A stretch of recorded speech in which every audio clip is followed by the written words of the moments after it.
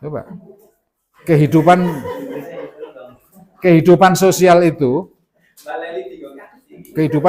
itu tidak bisa difragmentasi. Jadi kehidupan sosial itu tidak bisa difragmentasi seperti itu.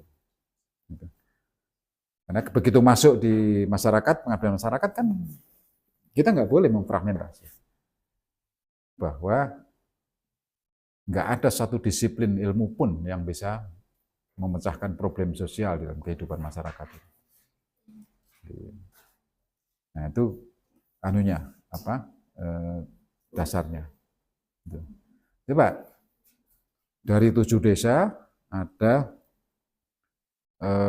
sekitar 30 mama-mama misalnya kumpul, kemudian mengenal, mempraktekkan, menguji yang namanya teknologi pirolisis. Lebih dari 10 basis ilmu yang selama seminggu saya kumpul di situ. Ilmu gitu, ilmu tentang pirolisis itu menggabungkan yang namanya fisika, kimia, biologi, ya. Itu baru jadi ilmu alatnya, belum lagi yang ilmu sosialnya tadi itu.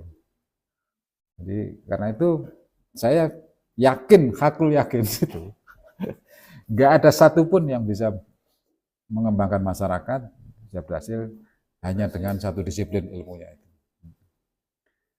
Nah, karena itulah maka orang matematika ya berkolaborasi, coba menghitung-hitung gini tadi. Gitu. Jadi kemudian ada matematika geologi, ada matematika apa namanya psikologi, ada matematika apa harus masuk ke semua itu tadi. Nah, itu barulah ya itu.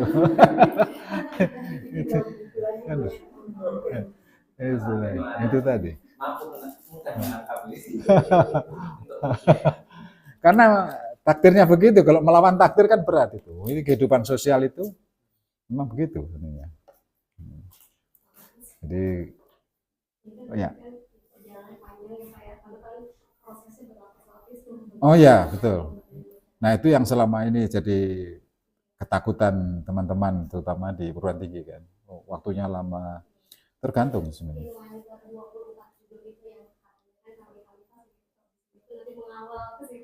Ya.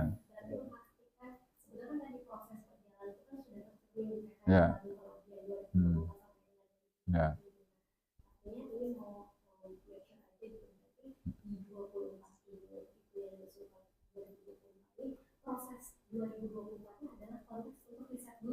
Ya. Ya. Ya. Ya, betul. Betul. Itu jadi jangan terlalu cepat kemudian masyarakat itu kemudian bisa berkembang. Nggak bisa begitu.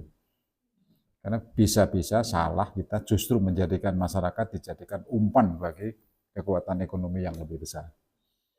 Jadi,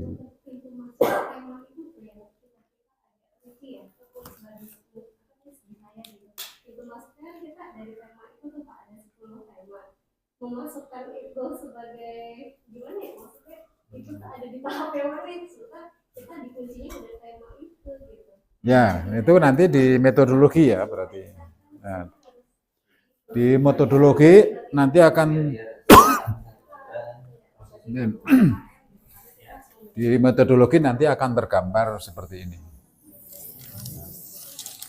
Nah,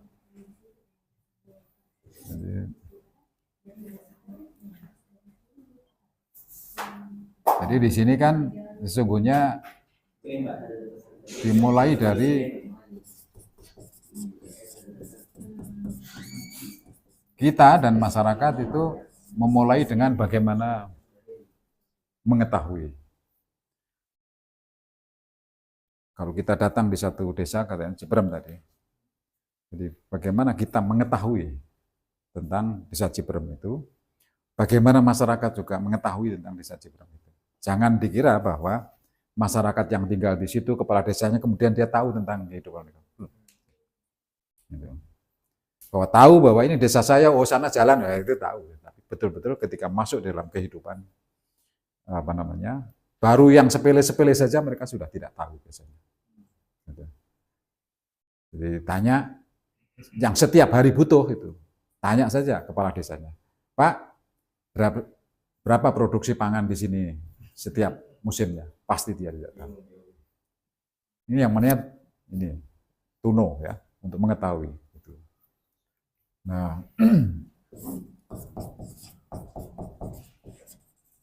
nah itu dari sini nggak bisa kemudian langsung kemudian bikin perencanaan, kemudian mengembangkan program, nggak bisa. Barulah kemudian dari ini tadi akan memunculkan yang dari mengetahui tadi memunculkan yang namanya interest yang ada sebut. Dalam riset sosial disebut namanya tema-tema sosial penting. Jadi, nah dari sinilah maka kemudian berusaha yang kedua namanya memahami itu. Nah, jadi, understand itu. Ini metodologi ya, kita bicara langkah-langkah metodologinya. Nah, apa bedanya to know to understand? Bedanya adalah ini tadi hanya angka-angka yang sifatnya itu parsial, belum dihubungkan satu dengan yang lain. Oh, di desa ini ada 10.000 atau ada 100.000 tegaan pohon kopi. Oh, di sini ada produksi kopi sekali panen itu ada sekian. Oh, ada apa namanya? Semua produksi kopi dijual. Ini disebut parsial, data parsial. Data lain menunjukkan, oh di data konsumsi, ternyata semua keluarga, laki-laki, perempuan minum kopi. Yang sudah kita diskusikan tadi. Oh setiap hari ternyata kebiasaan masyarakat minum kopi adalah pagi dan sore. Kemudian oke dihitung, oh ternyata semua yang diminum, kopi yang diminum di keluarga itu adalah membeli dari toko. Nah, terus kemudian setelah dihitung, oh berapa totalnya yang di satu desa konsumsinya sehari itu berapa kilo dan seterusnya. Kebiasaan mereka membuat kopinya kental atau tidak, ya, itu sudah culture namanya, budaya pangan sudah. Nah, di kopinya orang Solo dengan kopinya orang Jawa Timur itu sudah beda lagi. Jadi kopinya orang Jawa Timur itu pasti ampasnya itu 1/4 dari cangkirnya itu. Gitu. Kentalnya minta ampun gitu. Demikian juga kebalikannya, teh di Solo, nah itu sampai tidak tembus pandang karena begitu kentalnya. Tapi tehnya orang Jawa Timur itu bening sekali. Jadi ini sudah gitu. Ini setiap daerah beda. Kemudian dihitung sampai ke karena membeli berapa belanja membelinya itu. Ini kalau sebatas data ini parsial. Tapi kita tahu toh, masyarakat kemudian tahu toh tentang dirinya sendiri yang sebelumnya tidak pernah mengetahui itu. Melakukan tapi tidak tahu. Nah, ketemu. Baru kemudian punya kopi, panen kopi, kok mau minum kopi dijual? Ada apa ini? Sudah analisis toh? Maka kemudian to understand, memahami mengenai apa yang Tuno tadi itu. Sampai kemudian ketemu, apa ini, mengapa begitu? Sampai ketemu jawabannya, sebagai landasan, karena itu kemudian masuk ke sini, yang disebut namanya community planning itu. Nah, yang disebut namanya community planning itu adalah singkatnya itu adalah apa yang mau dirubah dalam kehidupan masyarakat. Bukan kita yang merubah. Gitu. Jadi ini apa yang menurut mereka itu akan dirubah dalam kehidupan mereka. Gitu. Nah, biasanya dalam proses kita setelah melalui proses ini, Pak, sekian miliar itu nggak gampang, nggak kecil. Jadi biasanya begitu, John. Bagaimana Pak supaya yang sekian miliar ini tidak lagi keluar? Gitu. Nah, Tidak ada cara lain kecuali kemudian, nah, ketika mereka bilang bagaimana supaya sekian miliar itu tidak keluar, itulah yang disebut namanya community planning. Visi mereka terhadap kehidupan ke depan itu, bahwa masyarakat tidak akan membeli kopi untuk konsumsi kopi dan akan memproduksi, akan mengolah sendiri kopinya. Itu namanya visi tentang perubahan kehidupan mereka. Nah, banyak para pengembang masyarakat dari mana saja, LSM, perguruan tinggi itu enggak melalui proses ini. Jogja itu, jujur saja. Datang sekilas, ngobrol dengan kepala desa, sudah kemudian mendefinisikan masalah, terus kemudian program, atau datang sebentar, hanya keliling-keliling, kemudian melihat ada begitu potensinya sumber daya alam, tiba-tiba kemudian sudah merumuskan sendiri, datang kemudian tiba-tiba melatih, mengundang narasumber ahli dari mana, habis itu tinggal lagi.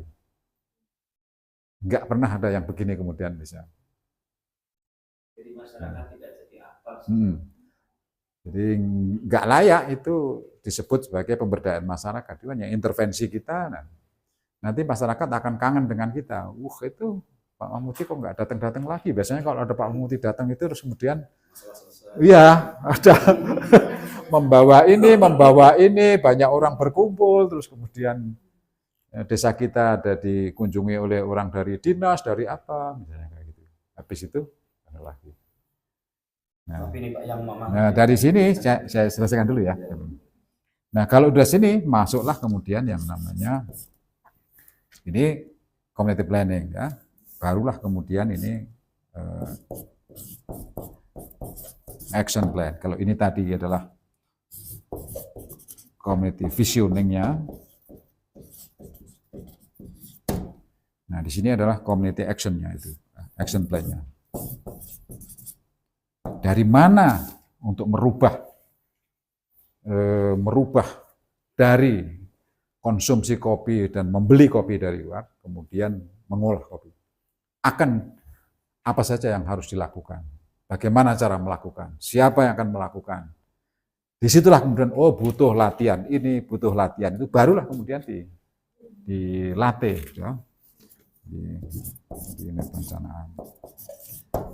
Barulah kemudian masuk ke tahapan berikutnya yang disebut namanya action-nya. Barulah kemudian ada yang namanya risetnya, observasi dan evaluasinya.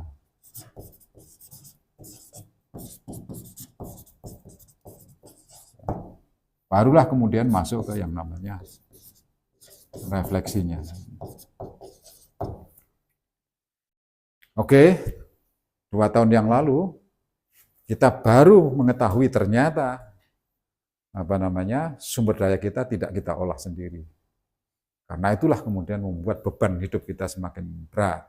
Karena membeli kopi jumlahnya sekian.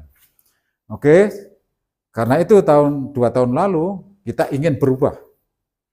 Bagaimana kita mengolah sumber daya kita sendiri, dan karena itu belanja kita menurun, dan karena itu kita bisa saving.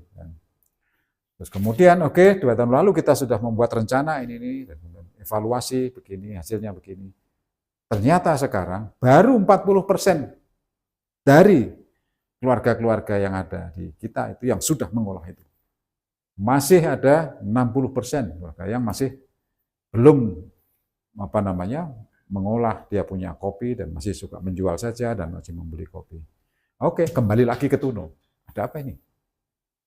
Terus begini terus. Ini yang disebut namanya proses spiral. Ya. Jangan dikira kemudian ketika sudah kopi selesai, semuanya didesain terus kemudian itu persoalan sosial selesai. Wow, ini bisa jadi spiral. Sehingga kalau digambarkan kan dari hanya pintu masuk kopi tadi, kemudian bisa masuk yang lain, bisa masuk yang lain. Terus kira-kira seperti itu. Nah, banyak orang inginnya semua tadi itu berkembang dalam saat yang sama, yaitu tangeh lamun. Harus ada landasan yang proses sosial, ekonomi yang itu menjadi titik tolaknya. Kalau itu kemudian itu yang disebut tema tadi, Mas. Ya. Pertanyaan Mbak Amel kan, jadi bisa bermula dari tema apa itu? Ya. Tapi tema itu pun Subnya lagi nanti dicari. Istilahnya Sebagai apa namanya, harus diklarifikasi ke masyarakat melalui riset tadi ya. ya. Kalau toh kita sudah mempunyai tema itu dan kita bawa sebagai draft proposal, itu draft bisa berubah pada saat kita riset di lapangan. Iya Mas. Karena itu teman-teman udah punya gambaran proposal loh, tapi belum ke lapangan. Nah, setiap orang yang mau mengajukan proposal itu harus ada pratuno itu. Jadi ini kan setelah di lapangan harus ada pratuno yang bisa dilakukan, itu yang namanya studi cepat itu, yang namanya quick assessment itu. Jadi assessment cepat untuk bisa masuk ke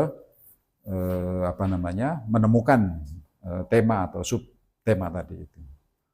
Nah, setelah itu ketika masuk baru sudah punya itu, terus kemudian mulai dengan yang namanya penelitian. Ini kan penelitian ini. Untuk Tuno dan ini kan penelitian ini. Bahkan sampai ke sini ya penelitian terus. Tapi ini penelitian untuk dijadikan dasar menyusun rencana masyarakat tadi. Gitu. Tapi bagi orang perguruan tinggi seperti kita, ini secara keseluruhan latihan. Gitu. Sehingga ketika ini kemudian 2 tahun, 3 tahun kita sudah bisa menulis buku tentang ini. Tapi kalau dari sini ini dianggap penelitian, kemudian di sini ini dibiarkan saja, nah kita tidak punya yang utuh. Bagaimana masyarakat itu berkembang dari lemah menjadi kuat misalnya, kita tidak akan bisa. Terus dinamika apa di sana? Setelah masyarakat ada indikasi kuat, apakah kemudian di antara mereka muncul yang namanya persaingan antar mereka sendiri, ya, saling mendominasi dan seterusnya, kita nggak tahu. Makanya dari sini itu kita secara keseluruhan gini adalah di riset kita. Pak, ya.